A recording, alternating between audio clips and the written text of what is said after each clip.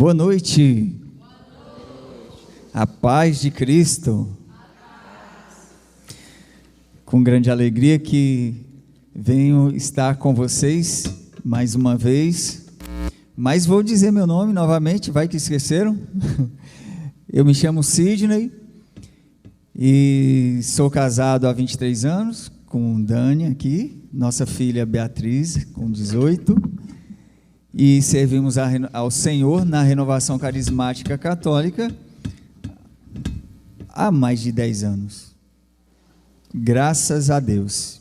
E sirvo aí no grupo de oração Sagrado Coração de Jesus, que nos reunimos todas as terças-feiras, às 19h30, lá na comunidade Divina Providência. Estão convidados a nos visitar lá quando estiver passando por lá, ou vão mesmo, montam uma caravana, vai lá. Irmãos, então hoje nós somos convidados a refletir e a viver, experimentar esse tema fantástico, Senhorio de Jesus. Jesus é o nosso Senhor, sim ou não? Sim. É o seu Senhor? Sim. É o meu? É o da igreja? Sim. Glória a Deus. E Senhor vai significar dono. Nós temos, pela história do mundo, pela história da Bíblia, que a gente vê também na Bíblia, aqui também a história do mundo, história do Brasil, que o Senhor, ele tem uma conotação, uma ideia negativa, principalmente quando se retrata, quando a gente vai falar de escravo e Senhor. Quando a gente vai olhar para isso, a gente pensa logo no quê?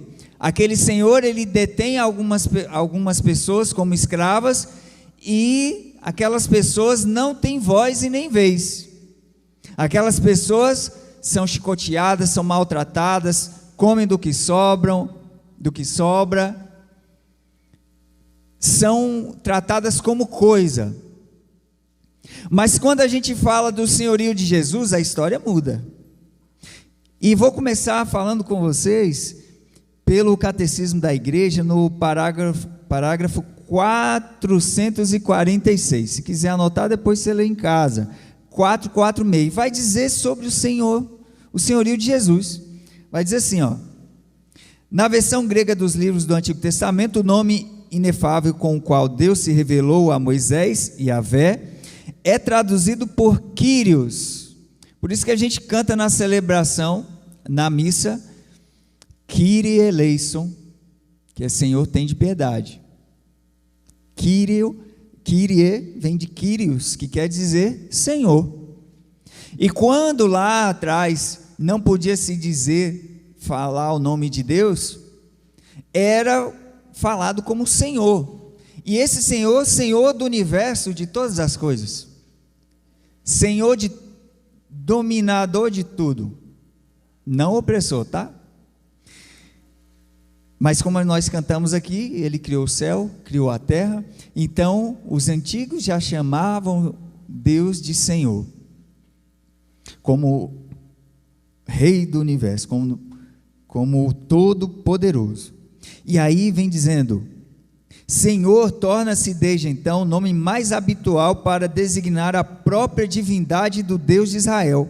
É neste sentido forte que o Novo Testamento utiliza o título de Senhor para o Pai, e também, e aí está a novidade, para Jesus. Então no Antigo Testamento só Deus era tido como Senhor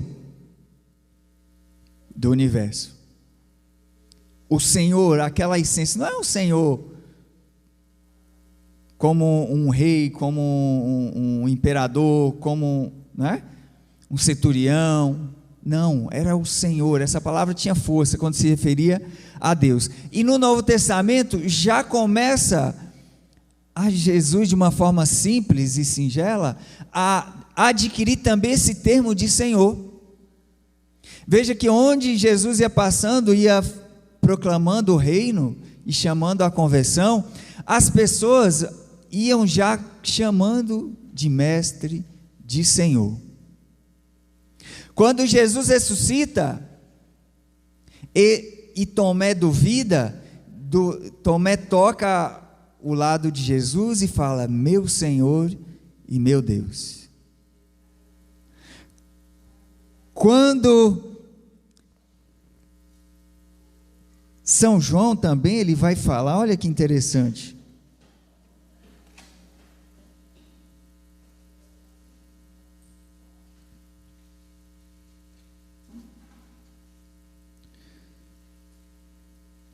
Opa, está quase caindo, não cai aqui.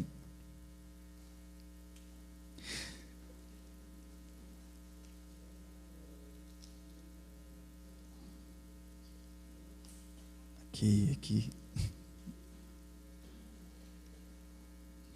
Em São João, no capítulo 6, versículo 37 e 39, vai dizer assim, ó: todo aquele que o Pai me der virá a mim, quem vem a mim eu não rejeitarei, pois desci do céu não para fazer minha vontade, mas a vontade daquele que me enviou.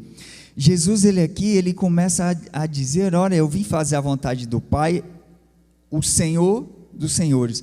Mas ele era tão humilde que ele era o próprio Senhor e ele não quis, de fato, esbanjar esse senhorio para o povo, mas de uma forma muito simples, ele mostrava sua divindade e sua realeza para conquistar os corações dos mais humildes também.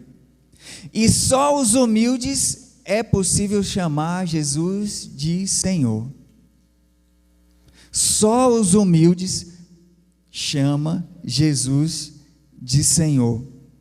E qual a diferença do Jesus, do termo, da palavra Senhor histórico e do senhorio de Jesus?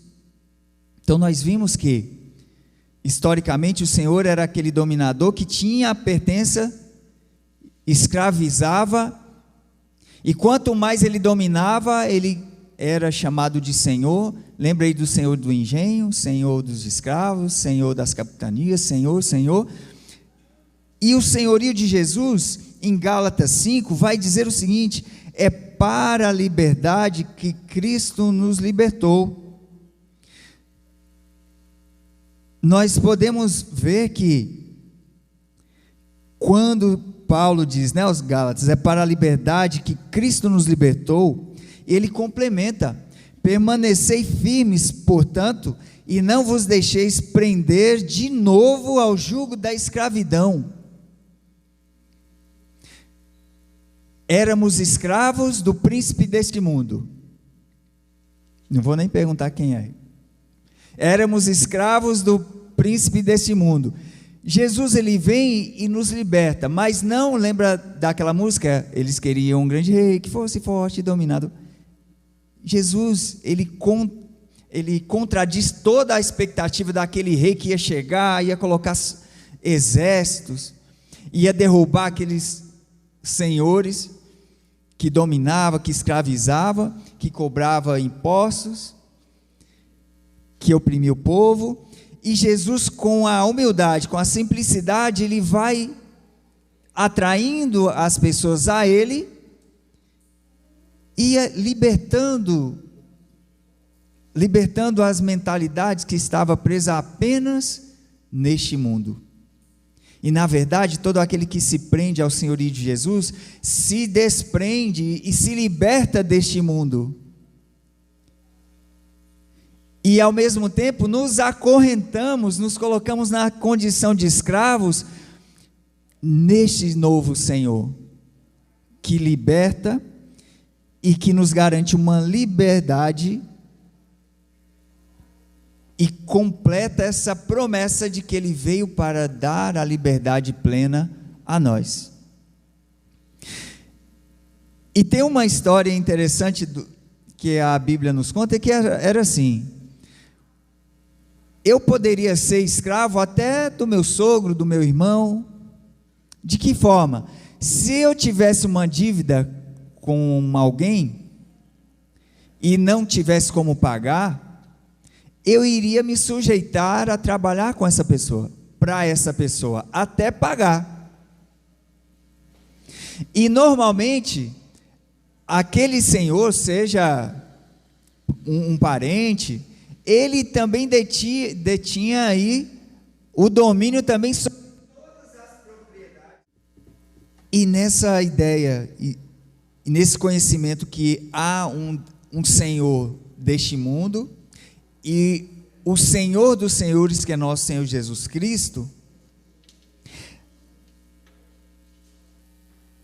acontece uma coisa muito peculiar quando nós, e muito especial quando nós dizemos: Senhor, Tu és o meu Deus. Senhor Jesus, Tu és o meu Senhor. E no livro do Êxodo, capítulo 32, olha o que acontece quando servimos ao verdadeiro Deus. Êxodo capítulo 32, de 1 a 10. Vai dizer, aliás, quando nós não servimos o verdadeiro Deus, olha o que acontece. Quando o povo viu que Moisés estava demorando, em descer da montanha, congregou-se em torno de Arão e lhe disse: vamos fazer-nos um Deus que vá à nossa frente? Olha que pensamento do povo, Vamos fazer nosso Deus, um Deus para ir à nossa frente? Já que a gente já pode trazer para a nossa atualidade, pensando quantas pessoas aí andam seguindo tantos personagens aí da internet, e idolatrando. Vocês viram aí a Madonna? E muita gente segue ali, aí tem, Aí Arão respondeu-lhes: tirai os brincos de ouro. Antes diz assim, vamos fazer que vá à nossa frente, porque a esse Moisés, ele já começa a desprezar Moisés. A esse homem que nos fez subir da terra do Egito, não sabemos o que lhe aconteceu.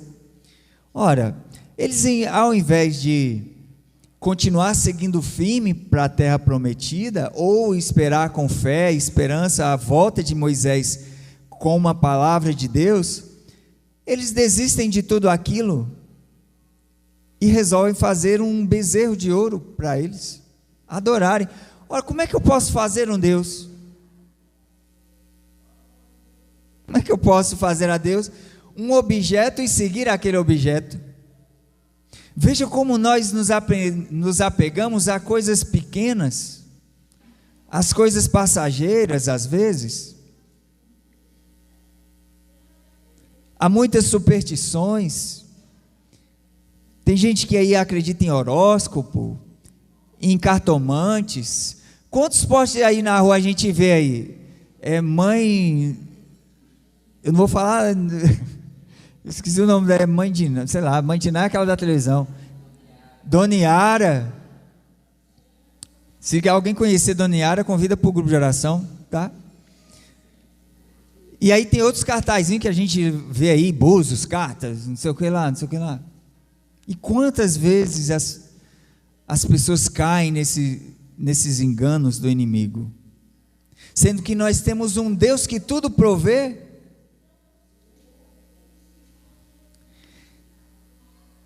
E aí eles fizeram o bezerro de ouro. Versículo 4: este recebeu o ouro das suas mãos, o fez fundir em um molde e tal, e fez o bezerro. Versículo 5: quando Arão viu isso, edificou um altar, e Arão comeu o H, falar assim, comeu o H do povo lá, e caiu na onda, fez até um altar.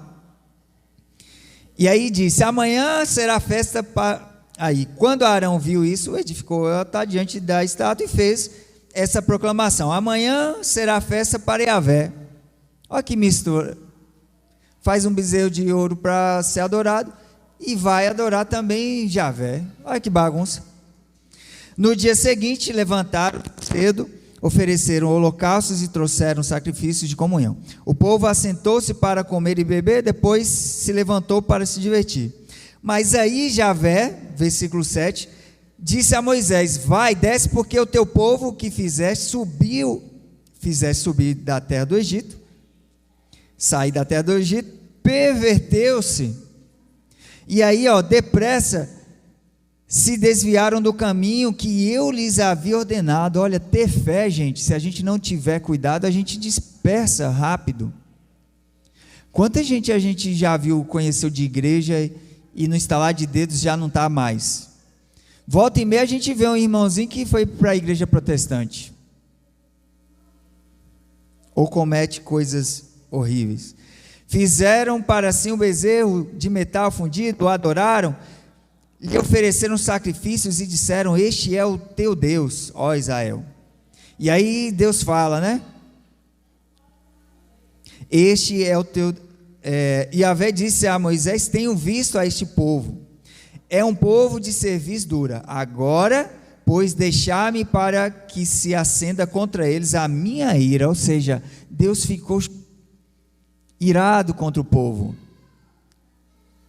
E hoje, quando a gente fala do senhorio de Jesus, quando a gente fere essa amizade com Jesus, a gente esquece Deus, não toma Jesus como o Senhor da nossa vida, do nosso trabalho, dos nossos afazeres, dos nossos pensamentos, a gente começa a entristecer o coração de Deus. Por quê? É o Deus que desceu à terra, se encarnou e se entregou numa cruz. Nós vimos isso,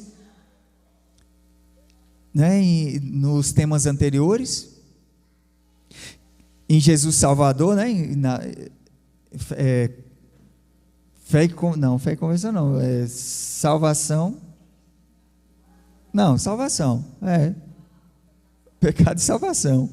A gente viu no tema pecado e salvação, que Jesus ele se entregou por nós, para nos resgatar, para nos libertar das trevas, dos pecados. Ele pagou um alto preço por mim e por você, sendo o Senhor, para ser o Senhor das nossas vidas, para nos dar dignidade humana, dignidade de pensamento, de corpo, alma, espírito. Nossa Senhora, ela já entendendo todo o plano de Deus, com a mensagem do anjo Gabriel, ela diz: eis aqui a escrava do Senhor. Esse é o único Senhor ao qual nós devemos de fato ser escravos. E ser escravos como Nossa Senhora. E São Paulo também, quando ele inicia algumas cartas, ele diz: Paulo, escravo ou prisioneiro de Jesus. Aquele que é escravo de Jesus, aquele que tem Jesus como seu Senhor e Salvador, nada falta. E mesmo se faltar, com este Senhor, tudo supera. Tudo supera. E exemplo de servo, olha, Jesus mesmo, ele nos dá o exemplo de servo em Filipenses, capítulo 2, de 6 a 11, olha, deixa eu correr que já está acabando o tempo, hein? 2, de 6 a 11, ele estando na forma de Deus, não usou de direito de ser tratado como um Deus. Jesus não quis ser tratado como Deus, mas sim como aquele que ama, que perdoa, que conduz. E nenhum de nós, mesmo com as coordenações que nós adquirimos, que somos eleitos por aí, não devemos nos colocar numa situação, numa posição superior a ninguém. Porque Jesus é o Senhor de todas as coisas, nós somos só administradores. Mas Jesus se despojou tomando a forma de escravo. Até Jesus se tornou escravo. Escravo de quem? Do amor. Escravo do próprio amor. E reconhecido em seu aspecto como homem, abaixou-se, tornando-se obediente até a morte. Todo aquele que tem Jesus como Senhor, ele é obediente. Novamente retoma a frase de Nossa Senhora: eis aqui a escrava do Senhor. E toda a nossa casa, toda a nossa vida deve ser colocada sob o senhorio de Jesus. Não mais ter superstições, não ter mais medo. Note, irmãos e irmãs, que não há mais espaço para a gente temer este mundo, porque depois de Pentecostes, e que já viveremos daqui a alguns dias, a solenidade, depois de Pentecostes, nenhum daqueles que serviram, aqueles discípulos, apóstolos de Cristo, temeram a morte. E às vezes a gente tem medo de vir à missa à noite, vir ao grupo de oração à noite. Quantas desculpas eu não vejo de irmãos lá por aí nas comunidades, dizendo, eu não vou na vigília, não vou no grupo de oração à noite, porque eu não tenho com quem voltar. E Jesus? E Maria? E o seu anjo da guarda? Né? Veja que muita gente, quando vai numa festa, volta à meia-noite, volta 1h e não reclama nada, né? E aí, para terminar, nós precisamos ter 3 atitudes para viver plenamente o senhorio de Jesus: renunciar o velho Adão. Nós aprendemos sobre pecado, renunciar todo o pecado. Toda missa é uma renovação dessa consciência, principalmente quando tem um batizado, né? Renovemos as promessas batismais. Nós temos que renunciar a Satanás e a todas as suas insídias aí. Segundo passo, a segunda atitude: reconhecer que tudo é por Cristo e para Ele. Ele é o início e o fim, tudo deve estar conforme sua vontade. Tudo em nossa vida deve seguir a vontade de Deus. Às vezes até a cor da casa a gente deve perguntar a Jesus: que cor eu pinto essa casa? Como é que eu arrumo a casa melhor? Onde o Senhor quer que eu compre a casa? Onde que o Senhor quer que eu trabalhe? Isso é deixar o Senhor. Isso a gente aprende muito quando a gente lê o Tratado da Verdadeira Devoção. Quem está se preparando aí para a consagração, vê esses aspectos de pertença. Tudo fazer por Ele, por intermédio de Nossa Senhora. Terceiro passo: a vida deve testemunhar o senhorio. As pessoas têm que ver que Jesus é o meu Senhor. O meu falar, o meu olhar, o meu sentir, o meu vestir, o meu responder, o meu falar, o meu compartilhar, deve expressar o senhorio de Jesus na minha vida. E o quarto passo: aceitar Jesus como Senhor, aceitá-lo com fé absoluta, deixar-se guiar pelo Espírito Santo, ter uma mudança de vida autêntica e de uma vez por todas, não pode voltar mais atrás, e ter a vida em comunidade. É por isso que o grupo de oração existe. É uma vida em comunidade. É por isso que a igreja existe, para congregar aqueles servos e servas do Senhor. E quem é servo do grupo de oração? Levanta aí a mão. Quem ainda não é servo deste grupo de oração, você que está participando desse seminário de vida, aproveite esse período, porque você está começando passos para ser servo deste grupo de oração. Aliás, servo de Jesus neste grupo de oração, não servo do grupo de oração, servo de Jesus no grupo de oração, com este carisma. E todos nós somos responsáveis de atrair mais servos do Senhor para este grupo de oração, amém? Irmão e irmã,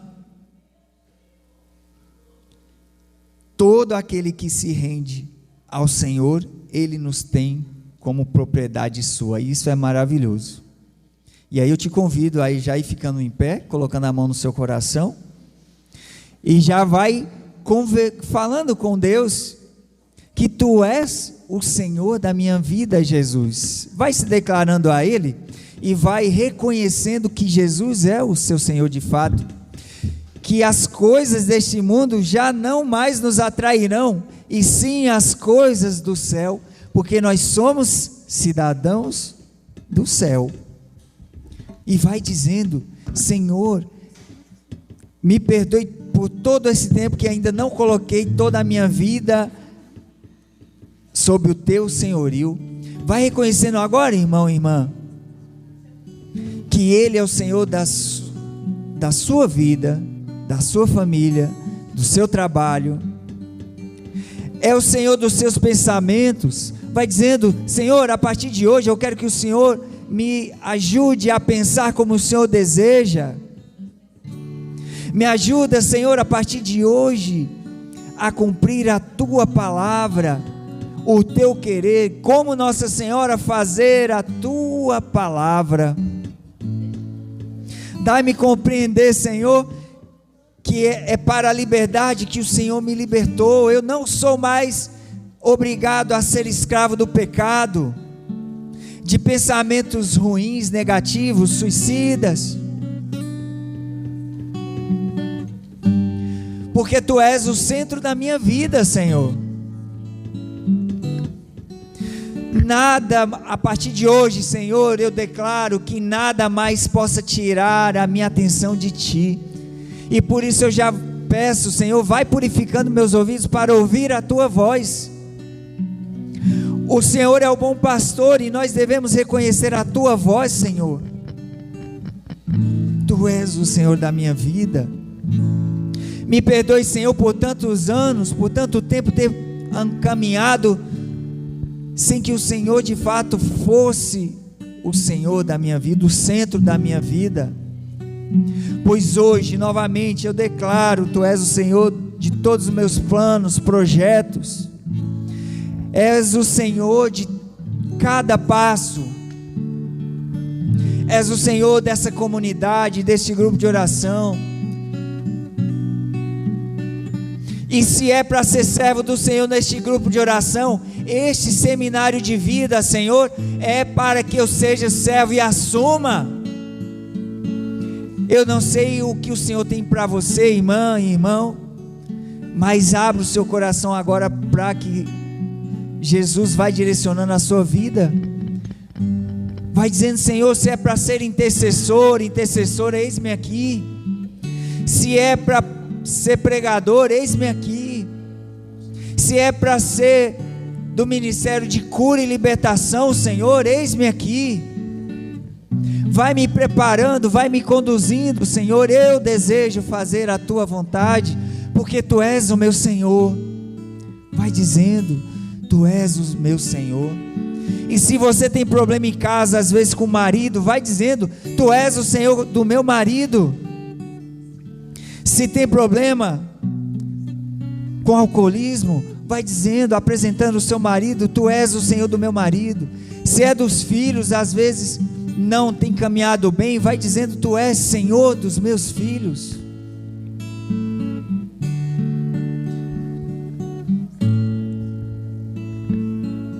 Vai entregando tudo agora nas mãos do Senhor, porque o Senhor é que sabe o que faz.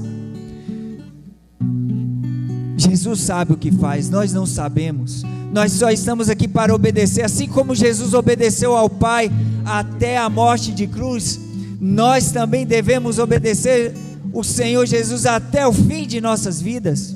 E não só o fim de nossas vidas, mas por toda a eternidade. Jesus é o Senhor hoje e sempre.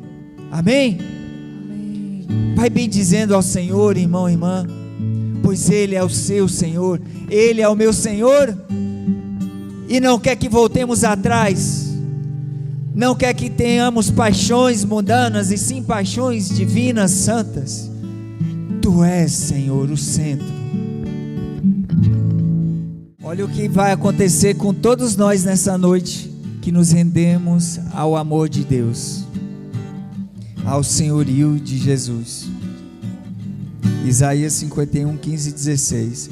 Eu sou Javé teu Deus, que agita o mar e as suas ondas se tornam tumultuosas. Javé dos exércitos é o seu nome, é o meu nome. Pus as minhas palavras na tua boca, na sombra da minha mão te escondi, para estender os céus e fundar a terra, para dizer a Sião, para dizer a mim, para dizer a você: tu és meu povo. Irmãos, cante mais uma vez: tu és o centro. E sob a verdade dessa palavra, Jesus agora atualiza para nós que nós pertencemos a Ele. Tu és o centro. Agora, com essa palavra, não vamos cantar, vamos dizer: Tu és o centro, Tu és o centro da minha vida, da minha vida. És a razão, És a razão da minha alegria. da minha alegria. Tu és o meu Senhor, Tu és o meu Senhor, o meu Salvador, o meu Salvador, hoje e sempre. hoje e sempre. Amém? Amém. Aplauda Jesus.